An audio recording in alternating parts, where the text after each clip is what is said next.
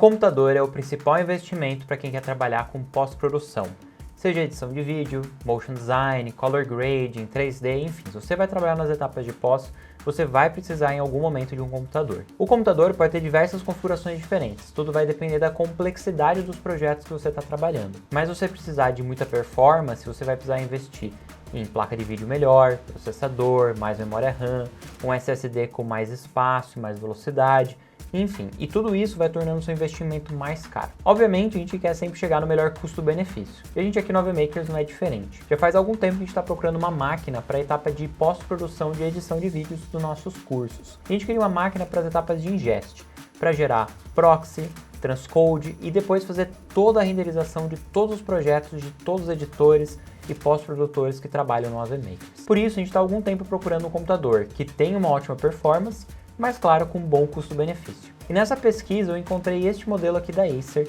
que é o Predator Orion 5000, que vem com uma RTX 3080 de 10 GB. Eu achei uma ótima configuração e com um custo bem acessível. Na promoção que a gente encontrou, a gente gastou cerca de R$11.000 nesse desktop. Show me the money. Mas será que esse computador realmente entrega uma boa performance para trabalhar com pós-produção audiovisual? É isso que a gente vai tentar descobrir aqui nesse vídeo. Eu vou realizar uma série de testes para entender melhor se esse computador aqui é realmente um bom investimento para quem quer trabalhar com pós-produção.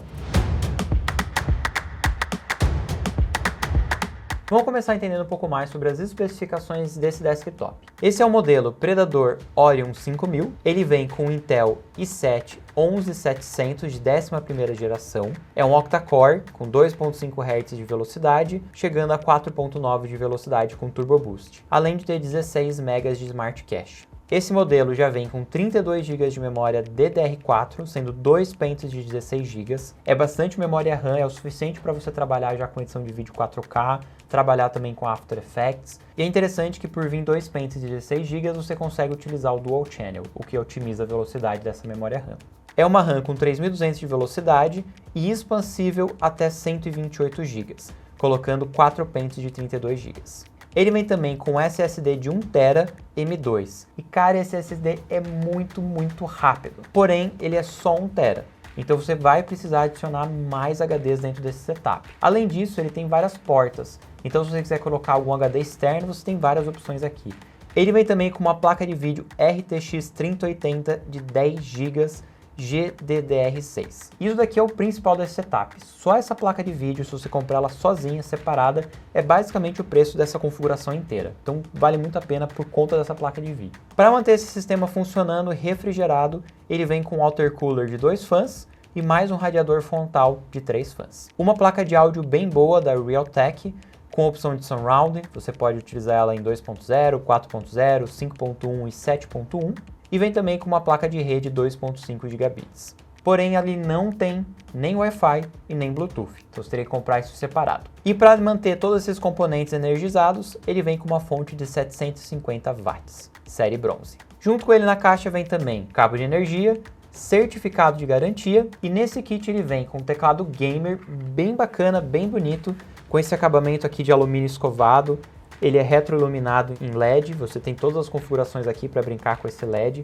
Ele é bem confortável, bem macio, um dos melhores teclados que eu já utilizei. Por ser um teclado mecânico, ele tem um pouco de barulho, então para mim que trabalho com gravação de videoaula não é tão interessante. Mas para jogar eu achei ele excelente, eu gostei bastante. Ele vem também com mouse de 6 botões. E uma das coisas que eu achei mais legal aqui é o controle de DPI dele.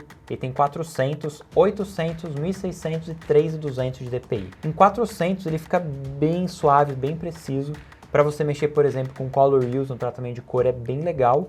E em 3200 você tem ali uma versatilidade bacana se você gosta de trabalhar com mouse mais rápido. O gabinete tem um design também super legal, que nem o do mouse e do teclado. Tem uma porta aqui em vidro, que permite você ver toda a construção lá dentro, que é uma construção ali bem organizada, bem clean, bem bonita mesmo. E além disso, ele tem esse painel aqui na frente, com esses 3 coolers em LED, que dá um visual bem bacana. Quanto às portas, ele tem uma porta USB 2.0 e uma USB-C na frente, além de entrada e saída de áudio. E na parte de trás você encontra aqui um acervo bem maior de portas. No total tem 6 portas USB, uma porta HDMI, 3 portas DisplayPort, 4 portas USB 3.2 e 2 portas USB-C. Ou seja, se você trabalha com HD externo, você tem aqui um monte de possibilidades de conexão. Então ele é bem completo quanto a isso. E para fechar, é importante dizer que ele também vem com uma garantia de 1 ano. A Acer tem uma loja nacional e você pode entrar em contato direto com eles caso tenha algum problema. No site da Acer, além deste modelo, você encontra outras configurações mais simples. Se você tiver na dúvida sobre qual escolher, dá uma olhadinha lá no nosso blog do AVMakers, a matéria sobre como montar o seu PC. Lá naquela matéria eu explico bem a fundo cada uma das configurações de um computador e o que você precisa para cada tipo de edição. Então se você está na dúvida, dá uma olhadinha naquela matéria que vai te ajudar bastante a escolher o computador ideal para o tipo de trabalho que você faz. Beleza, ele tem uma ótima configuração, mas será que isso realmente retorna em desempenho? Vamos ver então uma série de testes para a gente entender como que ele sai em testes de benchmark e também em testes reais utilizando softwares de pós-produção. Começando pelo básico, eu rodei um teste no Cinebench. A gente consegue ver no desempenho multicore, ele saiu aqui com um resultado bem bacana. Ele está aqui superior ao i9 9880H e também ao Ryzen 7 1700X. Fica atrás, obviamente, do Ryzen 1950X, que é um 16 core, afinal esse daqui vem com um octa-core, mas é um octa-core bacana, com bom desempenho. No desempenho single core, a gente consegue ver que ele está ali na média entre alguns modelos de i7 e na frente do i9 9880H. O próximo teste que a gente vai ver é do User Bench. O objetivo desse teste é entender se essa placa de vídeo e esse processador que a gente está utilizando dentro desse setup tem o mesmo desempenho que de outros usuários que utilizam essa placa de vídeo e esse processador em outras configurações. Nesse primeiro teste, a GPU saiu acima da média. A gente consegue ver aqui que para os usuários em geral, ele vai sair algo entre 234 FPS e 266 FPS nesses testes. Essa placa nesse setup da Acer ficou entre 235 e 268, um pouquinho acima da média. Quanto ao processador, ele ficou um pouco abaixo da média, enquanto na média ele ficaria com uma pontuação entre 844 e 192, nesse setup da Acer ficou entre 776 e 183. Mas é importante entender aqui que eu estava rodando também uma captura de tela no OBS em simultâneo, ou seja, um pouco da placa de vídeo do processador estava sendo utilizado para a captura de tela. Então se eu não fizesse captura de tela, eu conseguiria um desempenho ainda superior ao que eu obtive. Vamos agora fazer alguns testes mais voltados para o audiovisual.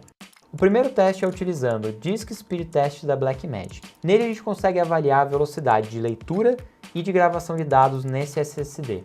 E a gente consegue ver que é absurda a velocidade. Ele consegue escrever lá quase 2 GB e ler acima de 2,5 GB. Ou seja, a gente consegue fazer aqui o playback de basicamente qualquer formato. Até 12K de resolução ou 24 FPS, ele conseguiria ler arquivos RAW, ProRes e H265. E no caso do 12K 60 FPS, que ele ficaria aqui na dúvida se conseguiria reproduzir materiais em ProRes 422. Ora o teste diz que sim, ora ele diz que não. Mas obviamente que para reproduzir um vídeo não depende só da velocidade do SSD, depende também da velocidade do processamento no CPU e na placa de vídeo. Então vamos agora para um segundo teste. Nesse outro teste a gente está utilizando o Blackmagic Raw Speed Test. Ele vai fazer aqui 2 testes em 8K, um para CPU e um para GPU em CUDA. A gente consegue ver que no CPU ele está dando uma média de 50 FPS em 8K e na GPU cerca de 100 FPS. É muito alto. Se a gente olhar a tabela embaixo, a gente consegue ver que ele consegue reproduzir basicamente qualquer coisa, entre B-RAW 12:1, 8:1, 5:1 e 3:1, até 8K 30 FPS. Lembrando que 4320p é a altura do material 8K. Então até o 8K 30 FPS ele roda aqui sem problema. Beleza, esse computador se sai muito bem utilizando o software de testagem. Mas será que numa situação real de trabalho ele realmente tem esse desempenho? Vamos fazer um teste aqui utilizando o DaVinci Resolve com material gravado em RAW 8K com a nova câmera da Canon AR5C. Eu já deixei pronto uma timeline com esse material e nas configurações do projeto eu coloquei a resolução em 8K, a decodificação do RAW na resolução máxima da Canon e o Color Management ativo em HDR. Na aba de Color a gente consegue fazer a reprodução desse material. Nesse primeiro take, gravado em 4K, XEV AVC, a gente consegue ver que a velocidade de reprodução é tempo real. Agora, nesses outros takes que foram gravados em 8K RAW, a gente consegue ver que a reprodução ainda assim é em tempo real. Ou seja, se você vai editar materiais gravados em 8K, mesmo que sejam em RAWs, com esse setup você consegue fazer a reprodução em tempo real liso, sem a necessidade de transcode, sem a necessidade de proxy, o que é bem legal. Mas claro, na hora que a gente começa a aplicar o tratamento de cor e alguns efeitos, a velocidade de reprodução começa a cair. Nesse primeiro teste eu vou fazer um ajuste primário básico, ajustando o contraste, balanço de cor e a exposição geral. Só com esses ajustes, a reprodução continua em tempo real. Se eu utilizo máscara vetorial, colocando aqui uma máscara positiva e uma máscara outside, a velocidade começa a cair um pouquinho, mas ainda se mantém bem próximo da velocidade real. Se eu colocar agora um recorte HSL, utilizando redução de ruído com Clean Black, Clean White, Noise Reduction, esse recorte HSL já vai segurar um pouco mais a performance. A gente consegue ver que ele cai quase para metade. Mas para tratamento de cor, ainda é uma velocidade muito legal.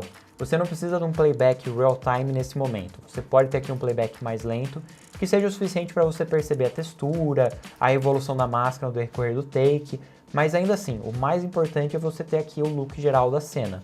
Então você conseguindo aplicar esses efeitos e ele renderizando já está de bom tamanho. Mas vamos ver agora pesando ainda mais. Vamos colocar o Noise Reduction e vamos ver se ele continua conseguindo processar. Eu vou colocar aqui o Noise Reduction de 2 frames, ou seja, ele compara 2 frames para fazer redução de ruído, e eu vou colocar aqui em Faster. Com essa configuração, a reprodução cai um pouco, mas continua acontecendo. Vamos colocar agora um pouco mais de frames, colocar a qualidade em Better e ativar também o Noise Reduction espacial na qualidade máxima. Nesse caso, a gente consegue ver que a gente chegou no limite do DaVinci Resolve. Aqui ele já começa a travar e até fechar. Vamos mudar um pouco então as configurações. Vamos colocar a timeline em 4K. O material gravado ainda é 8K, mas fazendo a exibição aqui em 4K, o que facilita um pouco o processamento do Noise Reduction. Nesse caso, com uma timeline 4K, mesmo utilizando Noise Reduction espacial e temporal no máximo, ele ainda assim consegue fazer a reprodução. Bem lento, mas consegue, o que é muito massa para um material gravado em 8K. Ou seja, o que a gente consegue ver aqui é que eu consigo fazer uma reprodução em tempo real, trabalhando com materiais em 8K, e eu consigo uma reprodução aqui com uma velocidade bacana, aplicando o tratamento de cor. Mesmo que eu coloque um pouco de Noise Reduction, eu ainda consigo reproduzir. Só forçando bastante, colocando aqui o Noise Reduction no máximo, em conjunto com outros ajustes de cor, que a gente chega ali no limite que esse computador realmente consegue reproduzir. Mas levando em consideração que a gente está trabalhando com material em 8K, a gente tem aqui uma performance absurda. Se eu trabalhar aqui em Full HD em 4K, basicamente eu consigo fazer qualquer coisa com essa máquina sem problema. Lá no Adobe Premiere Pro eu também testei esse material gravado em 4K em XAVC 10 bits, também reprodução em tempo real. Já o material 8K da Canon, o Premiere deu uma boa engasgada, mas aí é uma limitação do Premiere para reproduzir esse tipo de RAW. Beleza, então a gente consegue trabalhar até cansar, que essa máquina aqui dá conta. Mas é claro que a gente não quer ficar só trabalhando. Então vamos ver como é que essa máquina se sai aqui com alguns jogos. Eu vou fazer aqui alguns testes com meus jogos favoritos. Para começar, eu rodei o teste de benchmark do Red Dead Redemption 2 na qualidade Ultra, e tanto em 2.5K quanto em 4K, ele rodou o tempo inteiro em 60 FPS. Mas claro, o Red Dead não é um jogo tão pesado, então fiz o teste em outros jogos também. Eu rodei na sequência meu jogo favorito, que é o Death Stranding. Nesse jogo ele consegue também, na qualidade Ultra, rodar em 2.5K e em 4K. E aqui fica a dica, esse jogo é bem legal. Se você gosta de storytelling, se você gosta de trilha sonora, esse jogo aqui é uma ótima referência. Você vai jogar e é quase como se estivesse assistindo uma série ou um filme, vale muito a pena. E para finalizar, eu rodei aqui um jogo polêmico, que ele é cheio de problemas, mas que é um jogo muito divertido.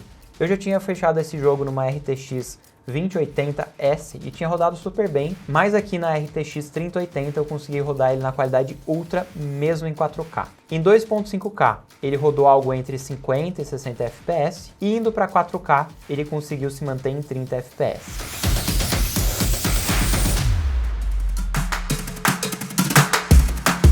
Então a conclusão final é que esse computador aqui super dá conta para você trabalhar com edição de vídeo, consegue reproduzir ali 8K em RAW liso sem problema. Se você começar a aplicar efeitos mais pesados, como Noise Reduction, você ainda consegue trabalhar com ele em 4K, fazendo a renderização ali sem travamentos. Então é um computador que super vai dar conta para qualquer projeto atual, e ele também roda jogos muito bem. Mesmo você pegar jogos bem pesados como Cyberpunk e colocar na qualidade Ultra, você consegue manter ele no mínimo a 30 FPS. Ou seja, se você encontrar esse computador aqui na promoção como eu, em torno de 11 mil reais, eu acho que vale super a pena. É a média que eu costumo investir cada vez que eu vou fazer upgrade de um computador. Então eu tive antigamente um computador da Dell, um notebook, tem até o review completo aqui no nosso canal. Foi essa faixa que eu tinha gastado nele, e ele era super legal, mas não se comparava ainda a performance desse computador, mesmo pensando assim, paralelo com a geração da época, né? Obviamente não é a mesma placa de vídeo, mas mesmo para a época ele não era uma configuração assim tão grande por um valor compatível. Depois eu montei uma configuração na Fichal, eu mesmo configurei como eu queria, era uma 2080 Super e eu acho que é algo parecido com esse, eu tinha gastado mais ou menos na mesma faixa, mas eu que configurei o computador, procurei cada uma das peças no melhor custo-benefício, e aí eu encontrei agora esse computador aqui já montado, o que é difícil, um computador já montado numa configuração assim tão boa e com um desempenho assim tão legal. Ou seja, esse computador aqui tem um bom desempenho por um valor não tão alto, então ele é um bom custo-benefício. A minha dúvida é, será que eu já mando ele para nossa equipe de edição ou eu manter ele mais um tempo aqui para fechar mais algum jogo? Bom, o que você acha? Se você gostou desse vídeo, quer ver outros reviews como esse, dá um joinha, se inscreve aqui no canal, manda aqui nos comentários se você já utiliza esse computador, se você usa algum outro computador da Acer, como que está sendo a sua experiência. Se você tiver qualquer dúvida, sugestão, manda aqui pra gente e a gente se encontra no próximo vídeo. Até lá!